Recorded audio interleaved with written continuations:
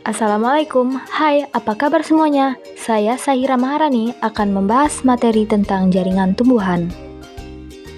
Sebelum itu, Ibu ingin bertanya, apa saja yang ada di lingkungan kalian?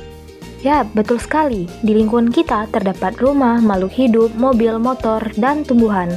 Oke, kita akan membahas tentang tumbuhan.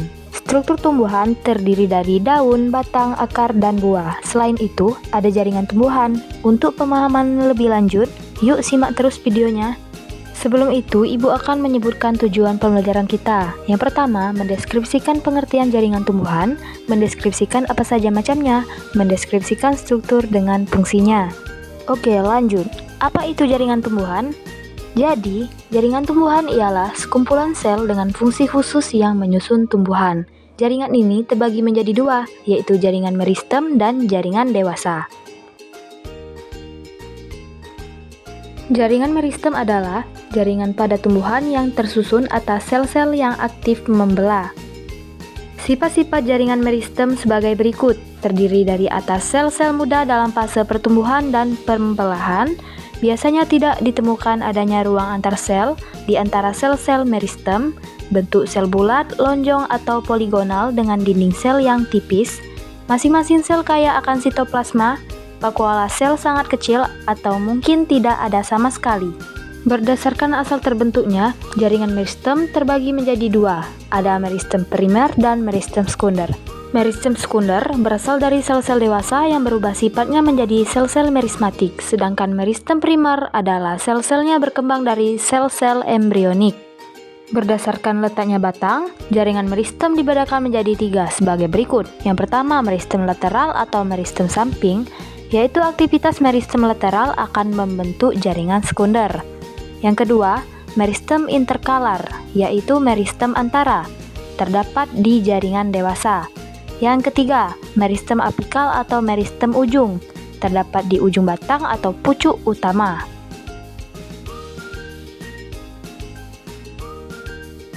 Selanjutnya ada pengertian dari jaringan dewasa. Pengertiannya yaitu jaringan yang sel-selnya yang sudah tidak membelah dan telah mengalami diferensiasi. Jaringan ini terbagi menjadi empat, ada jaringan epidermis atau jaringan pelindung, kedua jaringan parenkim, ketiga jaringan penguat atau jaringan mekanik, dan yang terakhir yaitu jaringan pengangkut. Nah, bisa kita lihat di sini terdapat gambar jaringan epidermis, yaitu jaringan pelindung. Jaringan epidermis berfungsi melindungi tumbuhan dari pengaruh luar yang merugikan.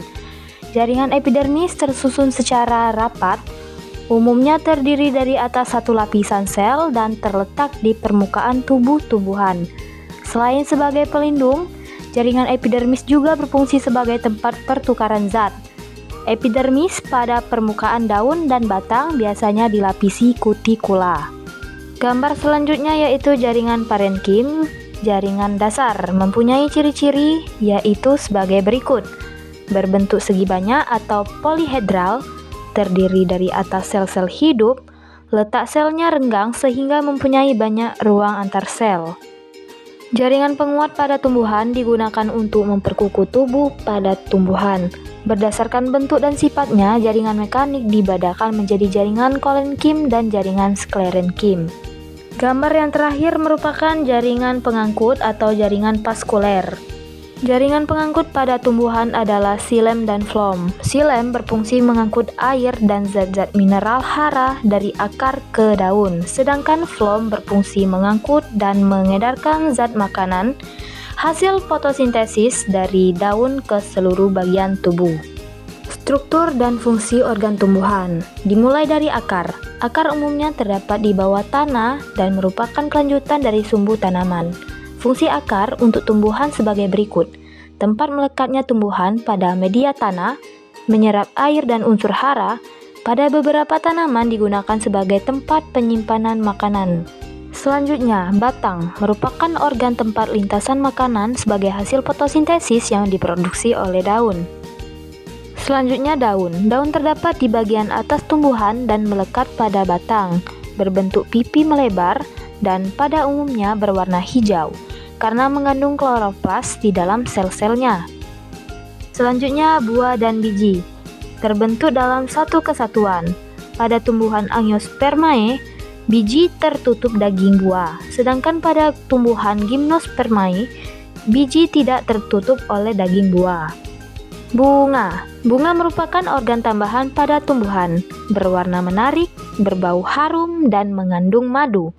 Bunga sebagai alat perkembangbiakan generatif pada tumbuhan, terutama tumbuhan Angiospermae. Bagian-bagian bunga dibedakan menjadi bagian steril dan bagian fertil. Sekian materi dari Ibu. Apabila ada kesalahan, Ibu mohon maaf. Ibu akhiri. Wassalamualaikum warahmatullahi wabarakatuh. Jangan lupa like, komen, dan subscribe. Terima kasih.